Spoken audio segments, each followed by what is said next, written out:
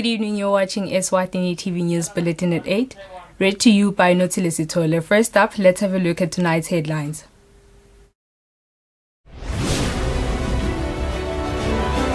His Majesty King Mswati III has sent condolences to Indonesian President following a devastating plane crash in Jakarta. The Republic of China on Taiwan has donated 30,000 antigens to the Ministry of Health. Scholarship agreement forms are now available on the government website. And now the news in detail. The Republic of China on Taiwan has donated 30,000 COVID-19 antigen testing kits to Eswatini, which are used for rapid results for this disease. The consignment of testing kits was handed over by Taiwan's ambassador to Eswatini, Jeremy Liang, to the Minister of Health, Li Zingosi, in Babane. The consignment of antigen test kits donated by the Republic of China on Taiwan comes at a time of great need when the Kingdom of Eswatini is working hard to contain the second wave of the outbreak of COVID-19, whose effects were first felt in December 2020. When presenting the kits, the ambassador of the Republic of China on Taiwan to Eswatini, Jeremy Liang, explained that the fight against COVID-19 requires collaborative efforts between the people, government, and the country's development partners. 30,000 rapid test kits. This is from Taiwan, and this is I come to learn that this is come in very good timing. I know this the 2021. Unfortunately, we embraced the beginning of the new year with the second wave of pandemic. It's supposed a huge, gigantic challenge to all of us, to the global, to the all countries. While thanking the Republic of China on Taiwan for that country's consistent support to Eswatini, the Minister of Health, Li Zingosi, said the test kits are now very costly and are now a big need in Eswatini. Lusiba siyabonga ukuthi usilethele lama test kits lawa la nikete ma results masinyane. Lama test kits lawa ngandlela abukeka nyalo ukuthi ang 30,000 denkulungwane letingemashumi lamatsatfu. Kodwa ke ngalokuthi sisebenzisa 1,000 ngetulu kwa 1,000 ngelanga. Lele nikubona la kutawulasta inyanga yinye nje vo. Kufuna siphinze futhi sithole lokunye. Ayasita ke lama test kits ngoba ayasikhombisa masinyane ukuthi ngibani lonemkhuhlane ngibani lodwa umkhuhlane. Sive sitokhona ukuthi sisukumele etulu bantu basheshe basitakala. So siyacela sivene ukuthi sichubeke noma ngoba phela kuvalwa kwamagede nokuvimba abantu ukuthi bangahambi na konke lokho kuyasita. Kodwa lokubaleke kakhulu ukuthi sine ngamunye sithathe le responsibility. The demand for COVID-19 test kits has greatly increased their cost in the market, as each kit now costs over $10 or an estimated 170 emalangeni. For Eswatini TV News, Hlengiwe Ndlovu with Mozim Konda in Babane. The Ministry of Labour notifies university and college students that their agreement forms are now available at the government website, where they can download, fill and return the forms. This was announced by the Undersecretary in the Ministry, Anthony Masilela. The Ministry of Labour and Social Security would like to notify government-sponsored students that the alternate measures are now available for commencement of this significant exercise. A form has been disseminated at their respective institutions that will require a student to complete it. Alternatively, the form is also available at the Ministry of Labour and Social Security website, which is www.gov.sz. The student is requested to fill in the form in print and ensure all information is captured correctly and neatly. When all information has been recorded, the student shall either drop the form at his or her institution. The deadline for the submission of this form is Friday, the 15th of January 2021. Failure to do so shall redeem the form null and void. We look forward to the usual cooperation by the student as we conform to the latest COVID directive set by government to minimize the movement in curbing the spread of the virus. 30 disabled children undergoing rehabilitative therapies for cerebral palsy at the Cheshire Homes in Matapa are currently unable to undergo treatment programs due to the country's 2-week partial lockdown restrictions. Cheshire Homes Director Kabo Dlamini says the outbreak of the coronavirus has had many negative effects on their operations. A rehabilitative facility providing specialist treatment programs, including physiotherapy for injured people and those who are left disabled by illnesses such as stroke, the Cheshire Home in Matapa provides medical assistance to over 60 patients every month. The facility's Director Kabo Dlamini says Cheshire Home has been immensely affected by the outbreak of COVID-19, so much so that some of their employees are working from home. Kabo says the country's strengthened partial lockdown has further disrupted critical rehabilitation programs like physical training sessions for children receiving therapy for cerebral palsy who are completely unable to attend their sessions these days. Bantwana bethu lesibalulako labetako lakhaya balimele kakhulu ngoba thina kubalula kwethu siye sibalule lakhaya emajimini siphinza sibathathe bayowenda imidlalo lengaphandle baye emahashini baye kuyobhukusha siye sisitedinini tethu ke lapho kepha ke njengoba kunjengalomkhuhlane nalokuhamba vele ukuthi wesihlale ekhaya kubalimede ngoba kusetensini. Kabo says apart from children, adult patients are also severely constrained by the outbreak of COVID-19. Kubashayile tsatewethu kakhulu ngoba sine bantu lesibanakako bantu lokhanzako ukuthi vele kufuna ahambe nemsidi wakhe nasekuthiwa nje capacity etimotweni ngu-80%. Yena nakufuna ukuthi agibele nemuntu wakhe agibele nencola yakhe vele ukhanza sibayasala latiteshini balimele kakhulu.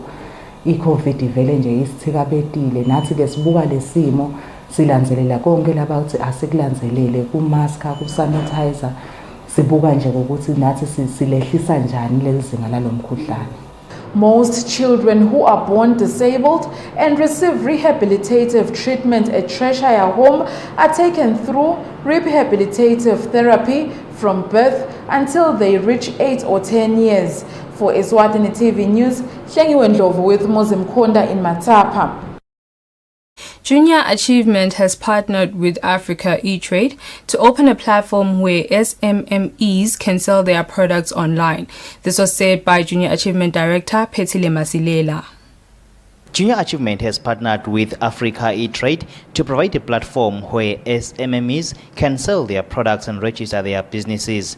This comes at a time where online selling is now the new normal. Junior Achievement Director Phethile Masilela explains in detail what is expected of the SMMEs in order to partake in this platform. We want to mobilize young people and create more sensitization to SMEs that they need to utilize this platform.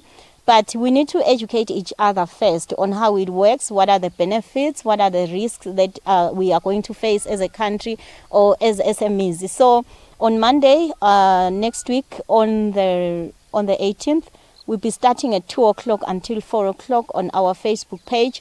We'll be educating all SMEs on how to utilize the platform, how to log into the platform, how to register into the platform.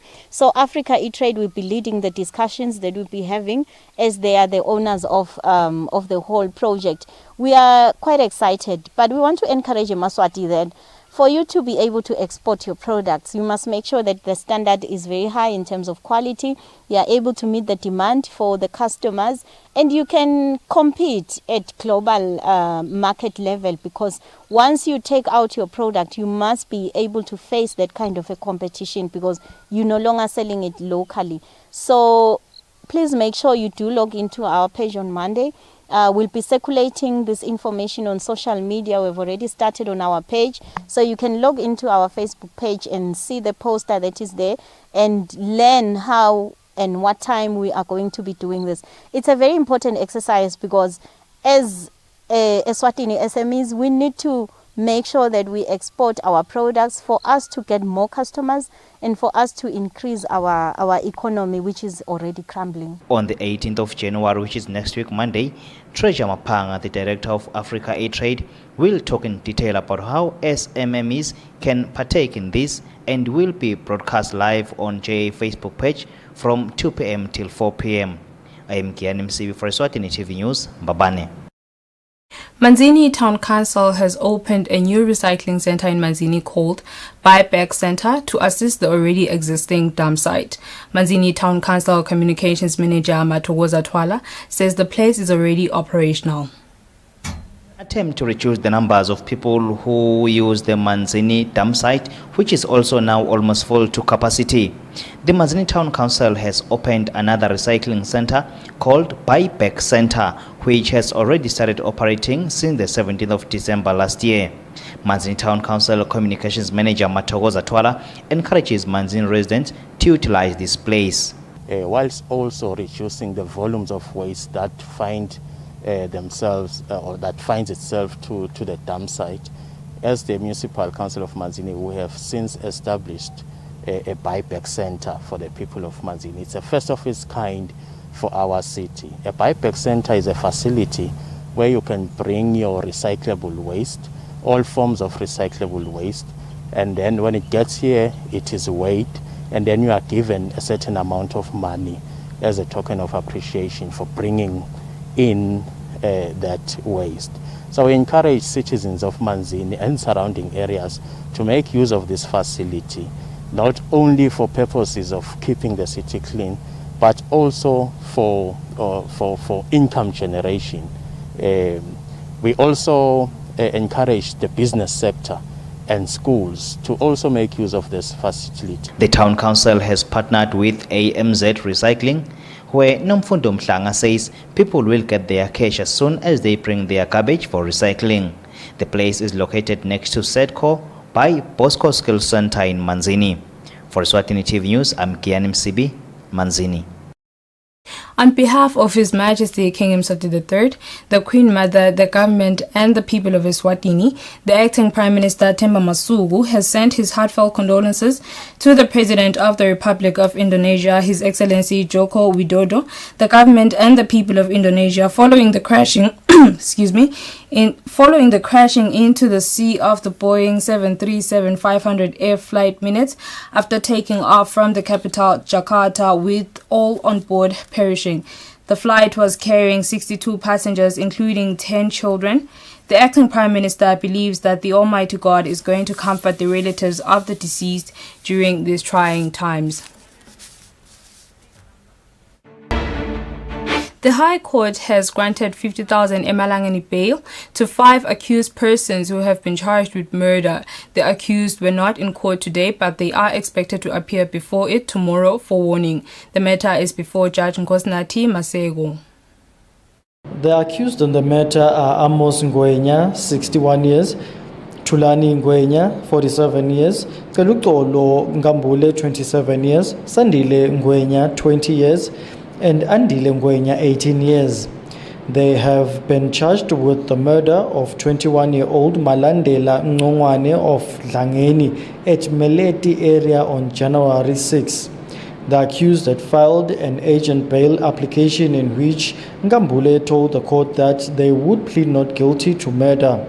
He alleged that they acted in self-defense, and if the court felt they exceeded its bounds, the least they could be convicted for is culpable homicide. Narrating to the court what transpired leading to Ngongwane's death, Ngambule alleged that on the 31st of December 2020, one Philip Ngwenya was heavily assaulted with bush knives and knives by 2 unknown young men, and he suffered serious and severe injuries on the neck and multiple stab wounds next to his heart. Ngambule alleged that Philip was attacked after trying to stop the 2 males from initiating a conversation and dragging his 2 female minor children despite their protestation. He alleged that police were called and he was rushed to hospital, and they further asked the community to trace and locate the assailants. Ngambule alleged that the two purported assailants were identified after a community member heard them boasting about sorting out someone in the community. He alleged that as a community, they rushed to them with the intention to hand them over to the police. Ngambule alleged that while phoning police, the two tried to run away, but they were blocked, and it was then that the duo withdrew bush knives and assaulted the community members. He also alleged that community members got hold of sticks which they used to defend themselves and beat the two men, whereafter one escaped. The other one was handed over to the police. Ngambule alleged that a few days later, police informed them of the passing of the assaulted men. A community meeting was convened and statements were recorded. Ngambule told the court that they were then arrested for Nongwane's murder. The court then granted them 50,000 bail each. They were each ordered to pay 3,000 emalangeni cash and provide surety worth 47,000 emalangeni. The accused were represented by Noncedo Ndlangamandla in the matter that was before Judge Nkosinathi Masego. For Eswatini TV News, Themgosi Mavimbela, High Court. Phethile Joyce Masilela has filed her answering affidavit in a matter where her mother-in-law Regina Masilela, or rather, Phethile Joyce Mazia has filed her answering affidavit in a matter where her mother-in-law Regina Masilela wants the body of Sibusiso Patrick Mazia exhumed in her homestead at Boyane and be buried at the community cemetery. Phethile has alleged that the decision on the ownership of the homestead is yet to be made by the Nkanini Council, and this has been attested to by the Manzini Regional Administrator. Phethile Joyce Mazia has opposed Regina Masilela's application to have the body of Sibusiso Patrick Mazia exhumed at Boyane area. Regina had filed an urgent application before court praying that the body be exhumed and buried at the Boyane Community Cemetery or at Geke, where Sibusiso grew up. Regina and her son's family did not see eye to eye due to alleged ill treatment suffered by the elderly woman in the hands of the couple. In her application, Regina alleged that Sibusiso was buried in her home at 7 p.m. in her absence and without her consent. In her responding papers, Phethile alleged that there was nothing sinister about this, as her husband had died of COVID-19 and they only followed its protocols. Phethile alleged that Regina's misunderstanding with Sibusiso emanated on or around 2014 when rumors started circulating that the elderly woman, with the assistance of the Zombodze Royal Kroll headmen, contemplated selling their homestead. She alleged that this was a result of Sibusiso inquiring about Regina acquiring South African citizenship. Phethile alleged that Regina changed her Mlipa surname to Mgometulu so to be in a position to illegally earn the South African Pension Fund. She alleged that Regina received this fund monthly at Oniye Petritif. Phethile alleged that the determination of the rightful owner of the homestead at Boyane was still pending at the Nkanini Committee, and this was attested to by Manzini Regional Administrator Chief Gicha. In a letter from the RA, it is stated that the matter is before the Lutsitsini Council. However, the council will resume its work after Ingwala. Phethile alleged that the court has no original jurisdiction of the matter of the ownership of the homestead, but can review or look at an appeal. Phethile claimed that Regina and Simon Masilela were never married, but the applicant was merely a girlfriend. It was her further claim that Regina acquired land at Boyane through Gukonda using Sibusiso, who was responsible for paying the Konda cow, and further built the homestead from his own pocket. Phethile disputes that there is a community cemetery at Boyane, but claims that people are buried within their compounds. The veracity of these allegations are yet to be tested in court. The respondent in the matter, Petsile, is represented by Nhlanhla Gininza in the matter, while Regina is represented by Noncedo Ndlangamandla. The matter is before Judge Nkosinathi Masego. For Eswatini TV News, Temgosima Vimbela, High Court.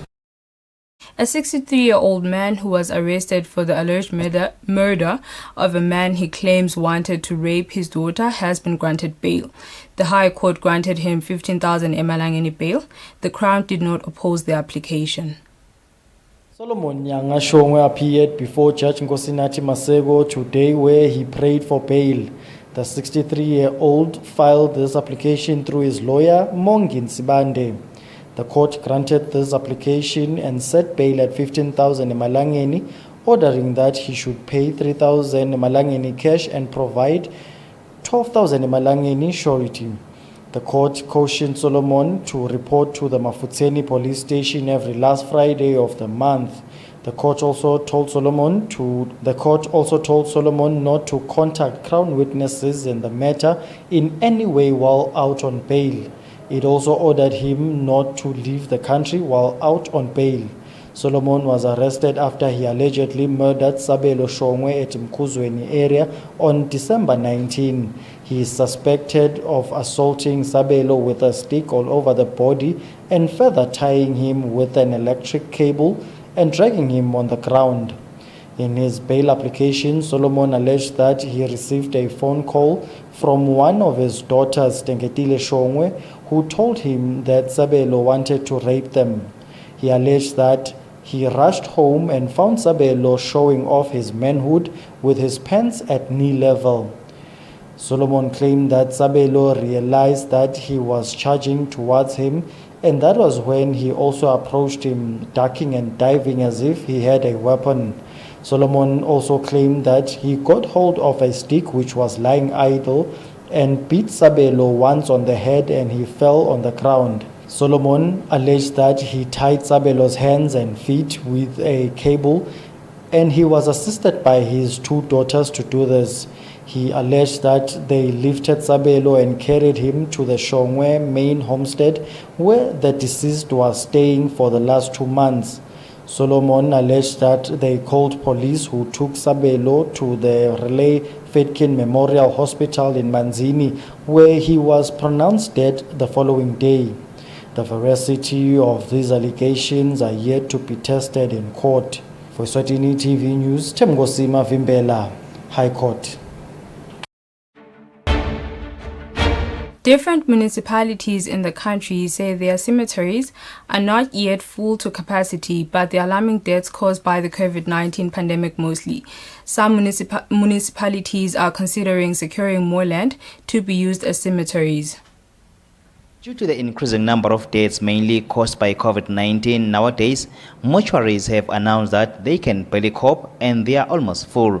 We spoke to different municipalities in the country to hear if their cemeteries and gravesites still have enough land remaining, and if not, what is the future plan? We've got plenty space in Babane. We're lucky that we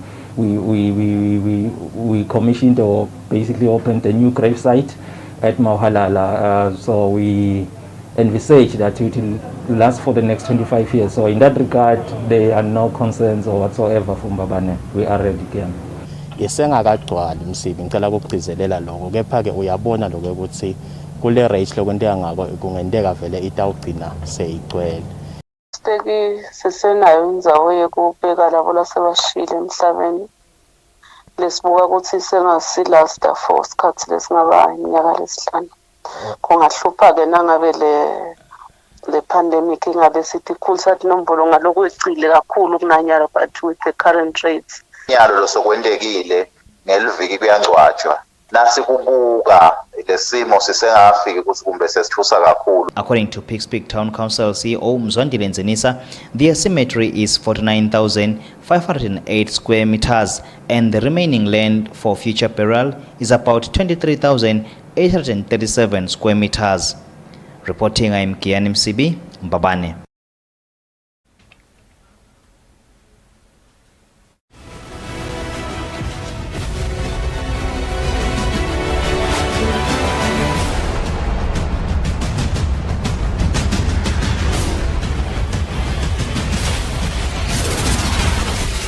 A very good evening once again. You're still watching Eswatini TV.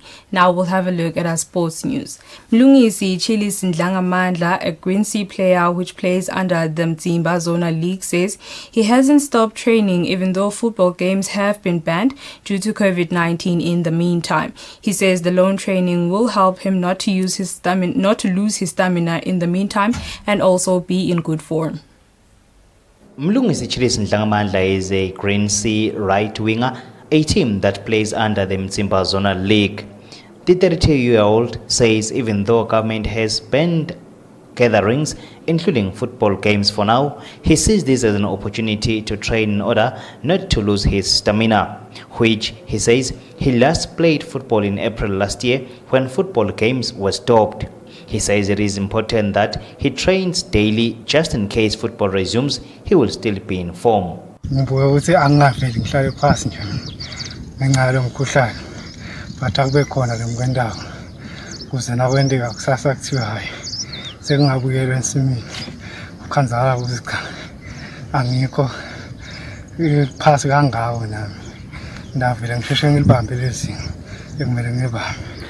Lawn training is not an easy task according to football professionals because it calls for one to train and pace themselves.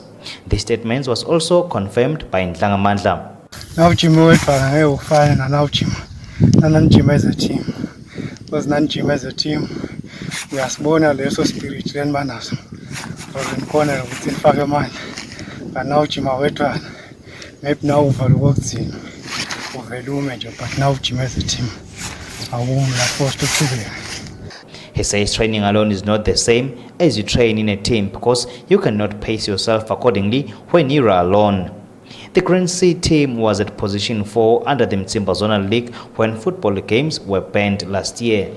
Chilis hard training as an individual can yield good results for his team when football resumes.